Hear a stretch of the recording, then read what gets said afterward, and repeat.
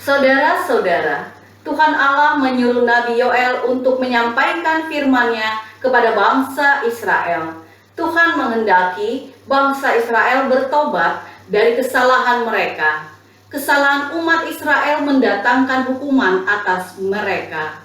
Namun secara spesifik, kitab Yoel tidak mencantumkan dosa apa yang telah diperbuat orang Israel, sehingga Tuhan mendatangkan hama belalang kepada mereka. Kedatangan hama belalang itu bisa merusak tanaman sehingga menggagalkan panen dan akhirnya membuat manusia dan hewan atau ternak di sini kelaparan karena bahan pokok makanan yaitu gandum tidak tersedia ataupun anggur tidak menghasilkan buah. Kalaupun ada, harganya akan mahal sekali.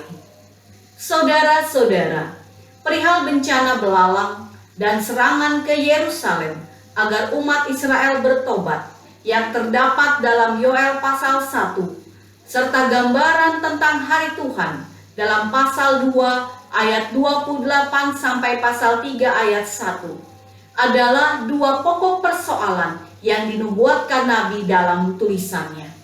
Nabi memperoleh penglihatan eskatologis apokaliptis yang bersifat nubuatan masa depan tersebut untuk mendorong umat Israel mewaspadai masa depan dan segera bertobat kepada Tuhan.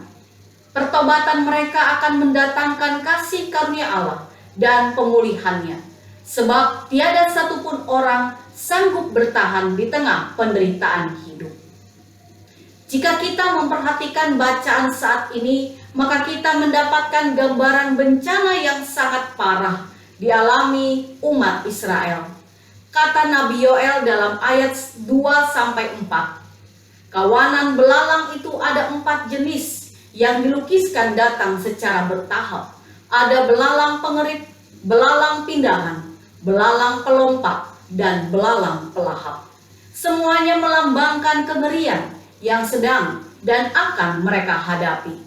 Perekonomian mereka hancur sebab para petani dan peternak mengalami kerugian, serta rakyat merana karena tidak ada bahan pangan. Kerusakan akibat ancaman hama belalang itu sangat hebat.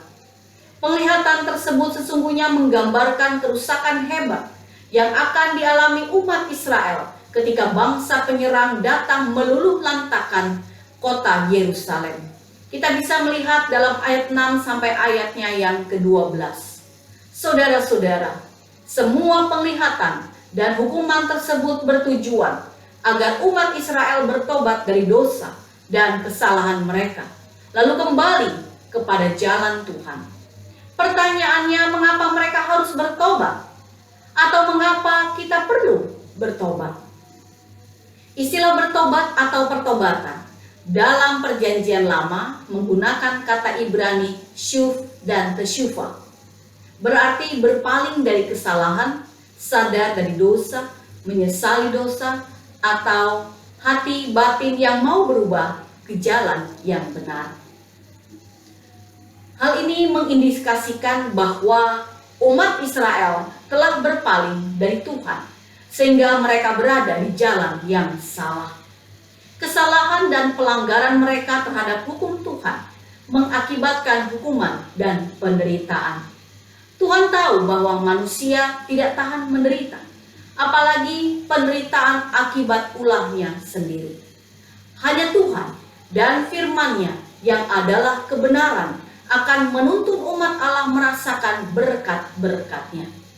Dalam penglihatan Nabi Yoel di situ, Tuhan Allah mengajak mereka segera kembali kepadanya dan mengakui kesalahan mereka di hadapannya, atau supaya mereka bertobat.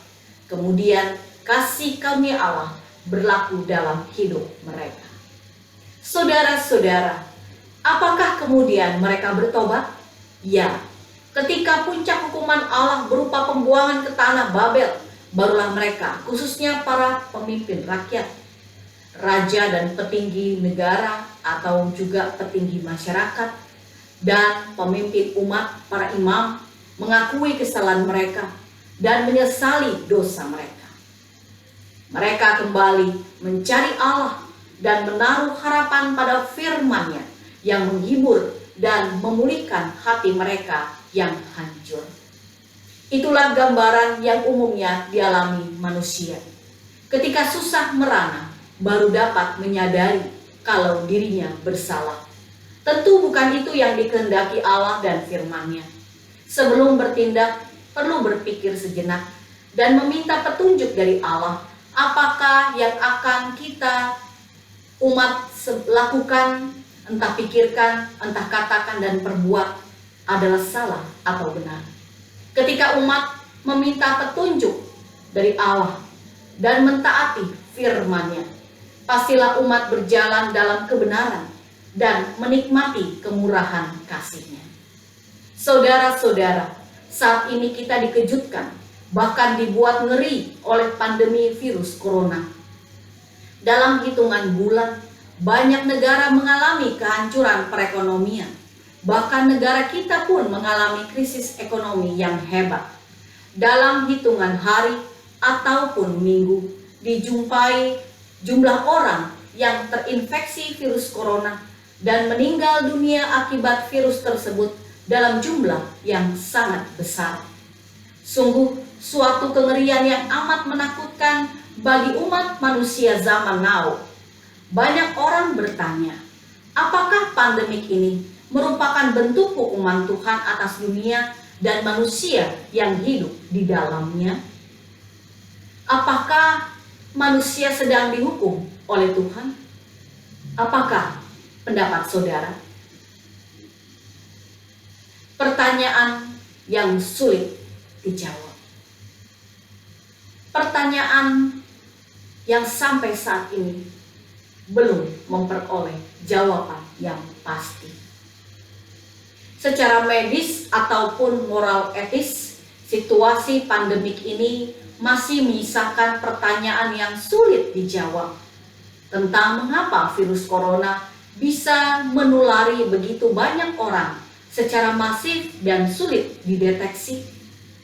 Apakah sikap social distancing, jaga jarak sosial, dan physical distancing sudah cukup menolong orang banyak dalam menekan cara penularan virus tersebut? Di tengah kemajuan teknologi kedokteran yang pesat dan ilmu pengetahuan yang canggih, ternyata tidak cukup menjawab pertanyaan-pertanyaan tersebut di atas. Saudara-saudara, ketika kita membaca Injil Yohanes 9 ayat 2, di situ Tuhan Yesus mengajarkan kepada para murid-Nya bahwa penderitaan akibat sakit penyakit bukan disebabkan oleh dosa, melainkan oleh karena karya keselamatan Allah yang penuh kasih karunia akan dinyatakan atas si sakit, bahkan untuk semua orang yang menyaksikan kesembuhannya. Juga ketika kita menghayati kisah Ayub, jelas tertera bahwa penderitaan bertubi-tubi yang ia alami bukan karena dosa, melainkan karena ujian yang mendatangkan kemuliaan Allah bagi dunia. Pada satu sisi, pengajaran Alkitab menyanggah pemahaman penderitaan diakibatkan hukuman Allah karena dosa manusia. Pada satu sisi lainnya, bisa jadi penderitaan dalam beragam rupa merupakan cara Tuhan menghukum manusia sebagaimana yang dilihat oleh Nabi Yoel. Jadi jawaban atas pertanyaan tadi tidak bisa dijawab ya atau tidak dikarenakan dosa.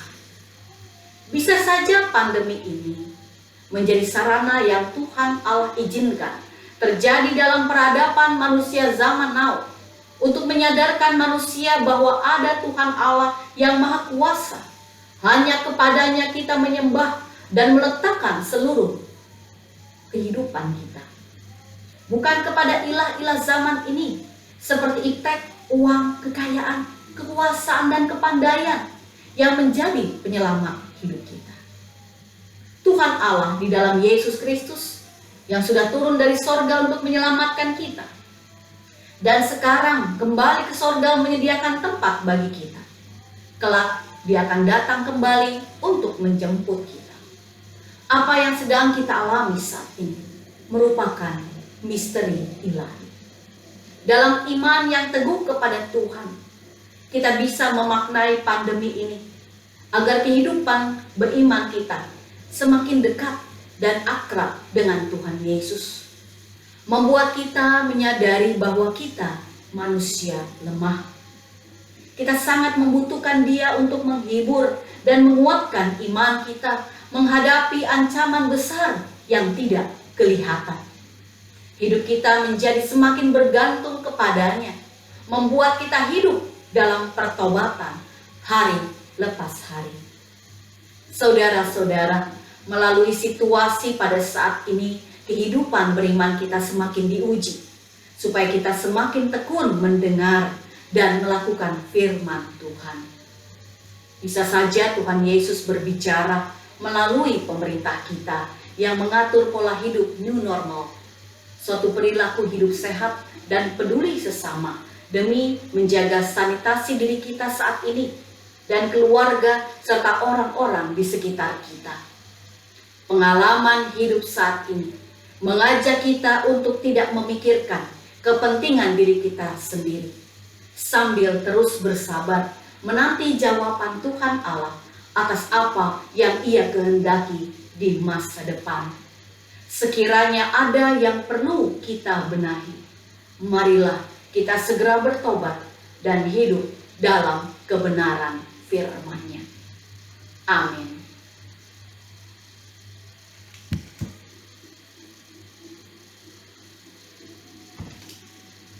Tuhan memberkati.